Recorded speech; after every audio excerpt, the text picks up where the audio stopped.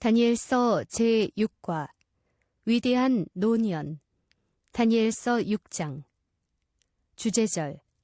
다니엘이 이 조서에 왕의 도장이 찍힌 것을 알고도 자기 집에 돌아가서는 윗방에 올라가 예루살렘으로 향한 창문을 열고 전에 하던 대로 하루 3번씩 무릎을 꿇고 기도하며 그의 하나님께 감사하였더라. 다니엘서 6장 10절. 시작하는 말. 인생의 노년. 늙음을 탄식하고 백발을 서러워하는 마음은 동서고금에 다름이 없다. 사람은 예외 없이 늙어가고 백발과 함께 삶을 마치게 된다. 그러나 여기 늙음을 두려워하거나 탄식하는 대신 늙음의 의미를 다르게 만든 위대한 노년이 있다. 젊은 나이에 이역만리 타양의 포로로 잡혀온 18세 소년 다니엘은 85세의 노경에 이르렀으나 여전히 시들지 않는 인생 상록수였으며 늙음을 거부하는 불사조였다. 그는 쇠퇴하는 노년에 가장 진취적인 일을 했으며 모든 것에 소심해지는 노경에 가장 대담한 경험을 했다. 일출의 여명보다 황혼의 낙조를 더 아름답게 하신 하나님의 손길이 작용한 위대한 노년을 감상하자. 무엇이 노년을 이처럼 위대하게 만드는가? 역사적 배경. 메대 사람 다리오가 나라를 얻었는데 때에 다리오는 62세였더라. 다니엘서 5장 31절. 난공불락의 요새였던 바벨로니아 성은 기원전 539년 10월 13일 하룻밤 사이에 마지막을 맞았다. 그리고 불경스러운 왕 벨사살도 그날 밤 마지막을 맞았다.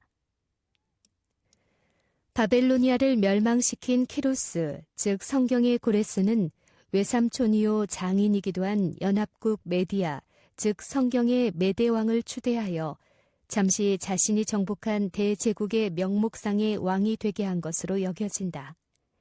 그가 바로 62세의 왕이 된 다니엘서 6장의 메대 사람 다리오일 수 있는데, 다리오는 개인 이름이 아니라 보좌명이다. 고대 왕들이 흔히 보좌에 오르기 전에 개인적인 이름을 가지고 있다가 즉위한 후에 공식적인 이름을 갖는 관례를 말한다. 예를 들면 유다의 아사랴 왕이 우시야라는 보좌명을 받은 것과 같다는 것이다. 열왕기하 15장 1절, 역대하 26장 1절을 참조하라. 수석 총리 다니엘. 1. 노경에 이르렀을 때의 다니엘의 신분이 어떻게 기록되어 있는가? 다리오가 자기의 심원대로 방백 120명을 세워 전국을 통치하게 하고 또 그들 위에 총리 셋을 두었으니 다니엘이 그 중에 하나이라. 이는 방백들로 총리에게 자기의 직무를 보고하게 하여 왕에게 손해가 없게 하려 함이었더라. 다니엘서 6장 1절 2절. 설명. 바벨로니아는 망하였으나 다니엘은 망하지 아니하였다. 정복당한 바벨로니아를 다스리는 과도기의 왕이 된 다리오는 정복한 바벨로니아를 다스리는 일에 노 정치인 다니엘을 다시 기용하여 3명의 총리 중 수석 총리로 임명했다. 그 중에 하나이라는 표현은 총리들과 방백들 위에 뛰어났다는 말에서와 같이 실제로는 그 중에 첫째라는 뜻으로 해석된다. 다니엘은 언제나 어디서나 으뜸 가는 사람이었다. 85세 고령의 나이에도 불구하고 그는 여전히 마음이 민첩하여 정확한 기억력과 빠른 판단과 청렴한 인격을 유지하면서 탁월한 업무 수행을 통하여 최고의 신임과 호감을 독차지하고 있었다. 2. 이러한 다니엘의 신변에 어떤 심각한 일이 일어났는가? 이에 총리들과 방백들이 국사에 대하여 다니엘을 고소할 틈을 얻고자 하였으나 능히 아무 틈, 아무 허물을 얻지 못하였으니 이는 그가 충성되어 아무 그릇함도 없고 아무 허물도 없음이었더라. 다니엘서 6장 4절. 설명. 남보다 뛰어난 사람은 언제나 엄청난 대가를 지불해야 한다. 그렇게 성공하기 위하여 많은 대가를 치러야 함과 동시에 성공한 후에 그것을 유지하는 데도 그 못지않은 노력을 기울여야 한다. 그 가운데 가장 혹독한 대가는 다른 사람들의 무서운 시기와 질투를 견뎌내는 것이다. 골짜기의 작은 나무는 바람을 타지 않지만 산 등성이의 높은 나무는 거센 바람을 맞게 된다. 다니엘은 이제 그 탁월함의 대가를 치러야 했다. 동료들은 그의 출신과 신분을 못마땅히 여겨 그를 모함하기 위해 온갖 수단을 동원했으나 다니엘은 공직자들에게서 흔히 발견되는 일체의 비리가 없는 사람이었음이 입증되었다. 3.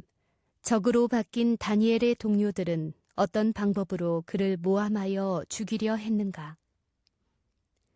그 사람들이 가로되 이 다니엘은 그 하나님의 율법에 대하여 그 틈을 얻지 못하면 그를 고소할 수 없으리라 하고 이에 총리들과 방백들이 모여 왕에게 나아가서 그에게 말하되 다리오 왕이여 만세수를 하옵소서.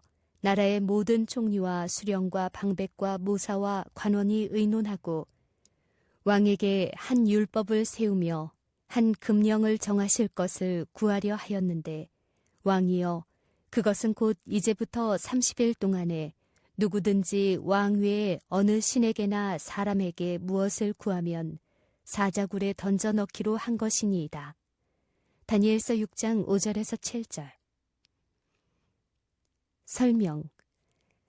적들은 다니엘이 하나님께 대한 신앙은 결코 변치 않을 것과 하나님의 율법에 대해 목숨을 바쳐 순종할 것을 확신하고 30일 동안 국왕 다리오 외에는 아무 신에게도 기도드리는 일을 금하여 새로 취임한 왕에 대한 충성심을 확고하게 하고 왕권을 강화하는 특별한 캠페인을 벌이자고 제안한다.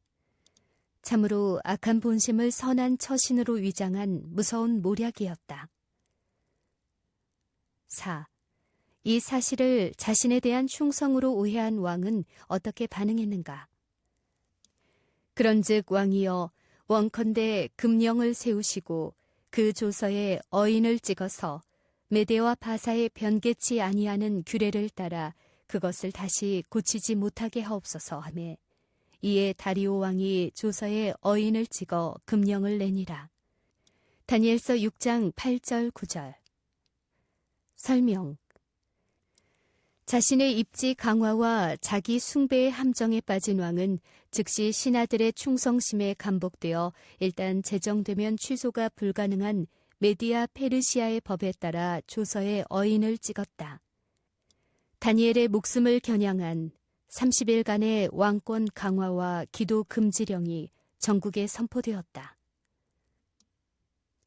5. 이 두려운 조서에 대한 다니엘의 반응은 어떠했는가? 다니엘이 이 조서에 어인이 찍힌 것을 알고도 자기 집에 돌아가서는 그 방에 예루살렘으로 향하여 열린 창에서 전에 행하던 대로 하루 3번씩 무릎을 꿇고 기도하며 그 하나님께 감사하였더라. 다니엘서 6장 10절. 설명.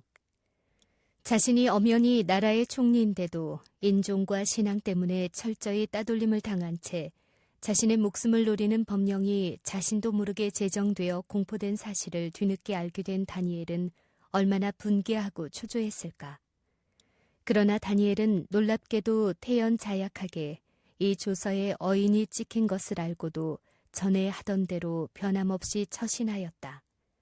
동쪽에서 떠서 서쪽으로 지는 태양처럼 언제나 제 궤도를 달리는 별처럼 다니엘은 온종일 국무에 충실했으며 일과를 끝낸 후에는 집으로 돌아가 늘 하던 대로 하나님의 약속이 머물고 있는 고국의 예루살렘을 향하여 열린 창문 쪽에서 하루 3번씩 기도드리는 일을 계속했다.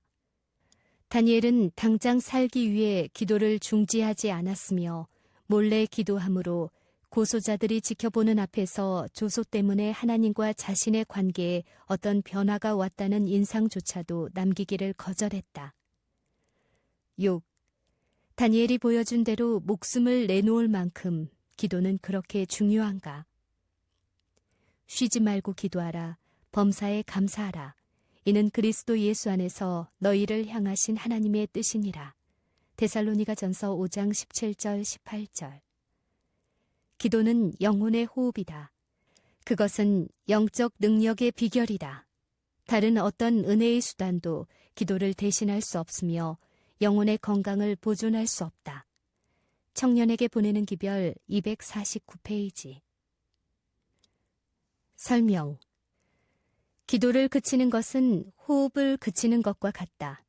그것은 영적인 생명의 죽음을 의미한다.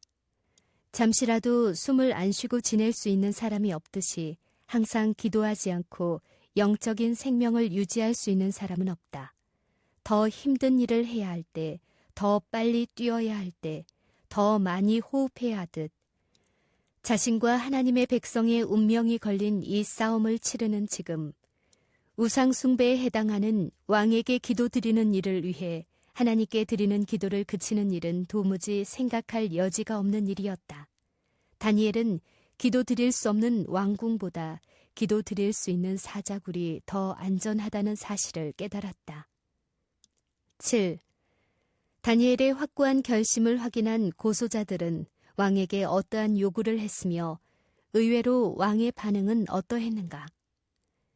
그 무리들이 모여서 다니엘이 자기 하나님 앞에 기도하며 간구하는 것을 발견하고 이에 그들이 왕 앞에서 대답하여 가로되 왕이여 사로잡혀온 유다 자손 중에 그 다니엘이 왕과 왕의 어인이 지킨 금령을 돌아보지 아니하고 하루 3번씩 기도하나이다. 왕이 이 말을 듣고 그로 인하여 심히 근심하여 다니엘을 구원하려고 마음을 쓰며 그를 건져내려고 힘을 다하여 해가 질 때까지 이르매 다니엘서 6장 11절, 13절, 14절. 설명. 충성스럽게 여겼던 신하들이 조서 위반 사실을 들어 다니엘을 고소하는 말을 듣는 순간 왕은 자신이 속았다는 사실을 깨달았다.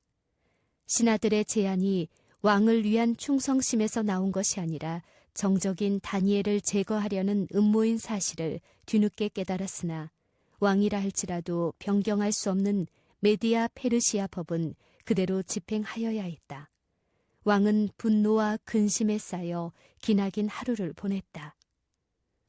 8. 철칙인 메디아 페르시아 국법의 집행을 촉구하는 고수자들의 거듭되는 요청에 왕은 어떻게 대처했는가? 이에 왕이 명함해 다니엘을 끌어다가 사자굴에 던져 넣는지라. 왕이 다니엘에게 일러 가로되 너의 항상 섬기는 네 하나님이 너를 구원하시리라 하니라. 다니엘서 6장 16절. 설명. 고대 메디아 페르시아 법은 변개나 취소가 불가한 철칙이었다. 왕은 자신도 어쩔 수 없는 자신이 내린 법령에 따라 다니엘을 사자굴에 던져넣도록 명령했다. 그러나 다니엘과 세 친구의 과거 행적을 알고 있는 왕은 다니엘의 하나님께서 이번에도 당신의 신실한 종을 구원하시리라는 믿음을 가졌다. 그리하여 자신의 진심을 다니엘에게 고백하는 한편 고소자들이 사자굴 외에 다른 방법으로는 다니엘을 죽이지 못하도록 왕의 어인을 찍어 굴을 석고로 봉인했다. 다니엘을 던져 넣은 사자굴은 그 당시 왕이 즐기는 스포츠인 사자 사냥을 위해 궁중 근처의 정원에 사자를 가두어둔 굴이었다. 9. 식음을 전폐하고 뜬 눈으로 밤을 보낸 다리오 왕은 이른 새벽 어떤 일을 했는가? 이튿날에 왕이 새벽에 일어나 급히 사자굴로 가서 다니엘이 든 굴에 가까이 이르러는 슬피 소리질러 다니엘에게 물어 가로되 사시는 하나님의 종 다니엘아, 너의 항상 섬기는 네 하나님이 사자에게서 너를 구원하시기에 능하셨느냐. 다니엘서 6장 19절 20절. 10. 사자굴에서 편안한 밤을 보낸 다니엘은 어떤 말로 왕의 문안에 대답했는가? 다니엘이 왕에게 고하되 왕이여 원컨대 왕은 만세수를 하옵소서. 나의 하나님이 이미 그 천사를 보내어 사자들의 입을 봉하셨으므로 사자들이 나를 상해치 아니하였사오니 이는 나의 무죄함이 그 앞에 명백함이오며 또 왕이여 나는 왕의 앞에도 해를 끼치지 아니하였나이다. 다니엘서 6장 21절 22절 11. 다니엘의 생사를 확인한 왕은 잇따라 어떤 법적 조치를 취했는가? 왕이 심히 기뻐서 명하여 다니엘을 굴에서 올리라 하매 그들이 다니엘을 굴에서 올린즉 그 몸이 조금도 상하지 아니하였으니 이는 그가 자기 하나님을 의뢰함이었더라. 왕이 명을 내려 다니엘을 참소한 사람들을 끌어오게 하고 그들을 그 처자들과 함께 사자굴에 던져 넣게 하였더니 그들이 굴 밑에 닿기 전에 사자가 곧 그들을 움켜서 그 뼈까지도 부서뜨렸더라. 다니엘서 6장 23절 24절 설명 법은 일단 집행되었으므로 자기 숭배라는 인간의 약점을 이용하여 자신의 오른팔이었던 충성된 수석 총리 다니엘을 모함하여 죽이려 했던 간교한 신하들에 대한 왕의 분노는 폭발되었다. 왕은 다니엘이 방금 살아서 나온 그 사자굴에 다니엘을 모함한 참소자들과 처자식들을 던져넣게 하였으며 그들은 순식간에 밤새 다니엘에 의해 식욕이 자극된 굶주린 사자들의 아침밥이 되고 말았다. 12. 이 엄청난 사실을 목도한 왕은 다니엘이 섬겨온 하나님을 높이고 어떠한 조서를 내렸는가? 이에 다리오 왕이 온 땅에 있는 모든 백성과 나라들과 각 방언하는 자들에게 조서를 내려 가로되 원컨대 많은 평강이 너희에게 있을지어다. 내가 이제 조서를 내리노라. 내 나라 관할 아래 있는 사람들은 다 다니엘의 하나님 앞에서 떨며 두려워할지니 그는 사시는 하나님이시요 영원히 변치 않으실 자시며 그 나라는 망하지 아니할 것이요 그 권세는 무궁할 것이며 그는 구원도 하시며 건져내기도 하시며 하늘에서든지 땅에서든지 이적과 기사를 행하시는 자로서 다니엘을 구원하여 사자의 입에서 벗어나게 하셨음이니라 하였더라. 다니엘서 6장 25절에서 27절 13. 메디아 사람 다리오 왕 원년에 발생한 이 사건은 역사적으로 어떤 심각한 의미를 지니고 있는가? 메대 족속 아하수에로의 아들 다리오가 갈대아 나라 왕으로 세움을 입던 원년 곧 그 통치 원년에 나 다니엘이 서책으로 말미암아 여호와의 말씀이 선지자 예레미야에게 임하여 고하신 그 연수를 깨달았나니 곧 예루살렘의 황무함이 70년 만에 마치리라 하신 것이니라. 내가 금식하며 베옷을 입고 죄를 무릅쓰고 주 하나님께 기도하며 간구하기를 결심하고 내 하나님 여호와께 기도하며 자복하여 이르기를 크시고 두려워할 주 하나님 주를 사랑하고 주의 계명을 지키는 자를 위하여 언약을 지키시고 그에게 인자를 베푸시는 자시여. 다니엘서 9장 1절에서 4절 설명 여기에 아주 심각한 사실이 언급되어 있다. 다니엘이 사자굴에 던져진 6장의 사건과 9장의 사건은 같은 해에 일어난 일이다. 즉 일찍이 예레미야 선지자가 예레미야 29장 10절에 예고한 대로 다니엘은 자신을 포함한 유대인의 포로 생활이 70년 만에 맞춰져 예루살렘으로 돌아갈 때가 임박했음을 확신하고 이 일이 이루어지기 위하여 금식하며 하나님 백성의 사활이 달린 기도를 드리고 있던 때였다. 이처럼 중요한 기도를 드리지 못하도록 사탄은 사자굴로 위협하며 기도 금지령을 내리게 하였으나 다니엘은 기도할 수 있는 사자굴을 택한 것이다. 목숨을 걸고 드린 다니엘의 기도 내용이 바로 그처럼 중요한 9장의 내용이다. 그 가운데는 죄지은 인간을 구원하기 위하여 인간으로 태어나실 하나님의 아들 예수 그리스도께서 이 땅에 오실 시간과 일생에 관한 1급 정보도 포함되어 있었다. 14.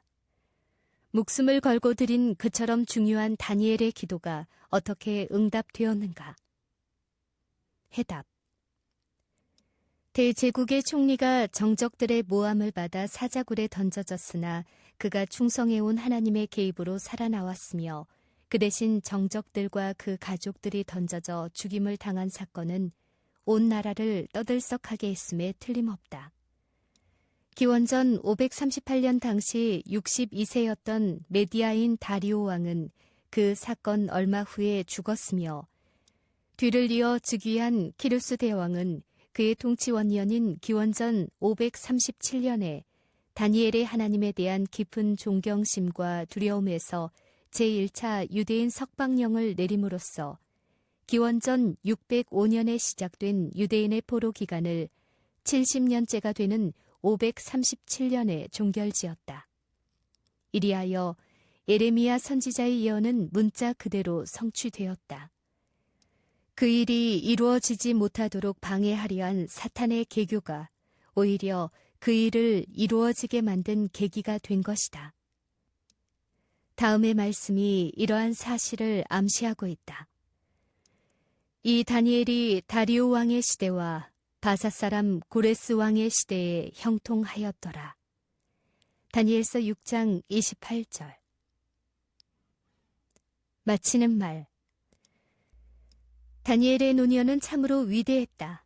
조상과 어른들의 잘못으로 나라가 망하고 18세의 젊은 나이에 이역만리 바벨로니아에서 포로 생활을 시작한 다니엘의 일생은 사람이 뜻을 정하여 하나님의 뜻대로 살기로 결심하고 그대로 살면 어떠한 일이 일어나는지를 보여주는 본보기가 된다.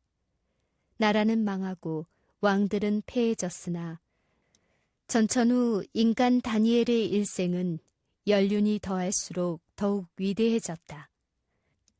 그리고 85세가 넘어 가장 고령이 되었을 때 그는 하나님과 민족을 위해 가장 위대한 공헌을 했다.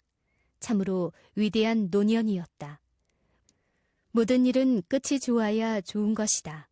사람도 끝이 잘 되어야 참으로 잘 된 것이다. 그것이 진정한 성공이다. 다니엘과 같은 위대한 노년을 원하는 사람은 다니엘처럼 젊은 시절부터 하나님의 뜻대로 살기로 뜻을 정하고 먹고 마시는 일에 절제해야 하며 철두철미하게 순종하는 삶을 살아야 한다. 무엇보다도 열심 있고 끊임없는 기도의 생애를 살아야 한다.